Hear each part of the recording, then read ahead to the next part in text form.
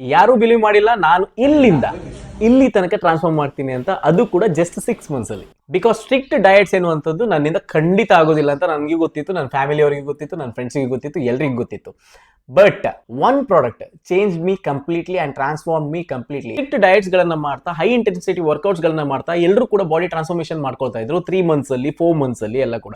But ನಾನು ಎಲ್ಲೋ ಒಂದ್ ಕಡೆ ನನಗೆ ಒಂದು ಶಾರ್ಟ್ ಕಟ್ ಅನ್ನು ಹುಡುಕ್ತಾ ಇದೆ. Like how can I reduce weight without feeling that I am reducing weight ಅಂತ ಹೇಳಿದ್ರೆ ಡಯಟ್ ಮಾಡ್ತಾ ಇರಬೇಕು, ಬಟ್ ನಂಗೆ ಫೀಲ್ ಆಗಬಾರ್ದು ನಾನು ಡಯಟ್ ಮಾಡ್ತಾ ಇದ್ದೀನಿ ಅಂತ. ಆ ರೈಟ್ ಟೈಮ್ ಅಲ್ಲಿ ನನಗೆ ಸಿಕ್ಕಿದಂತ ಪ್ರಾಡಕ್ಟೇ ಶೇಪ್ ಶಿಫ್ಟ್. ಸೊ ಈ ಒಂದು ಮೀಲ್ ರಿಪ್ಲೇಸ್ಮೆಂಟ್ ಶೇಕ್ ಇಂದ ನಾನು ಜಸ್ಟ್ ನನ್ನ ಒನ್ ಮೀಲ್ ಅನ್ನ ರಿಪ್ಲೇಸ್ ಮಾಡ್ಲಿಕ್ಕೆ ಶುರು ಮಾಡಿದೆ.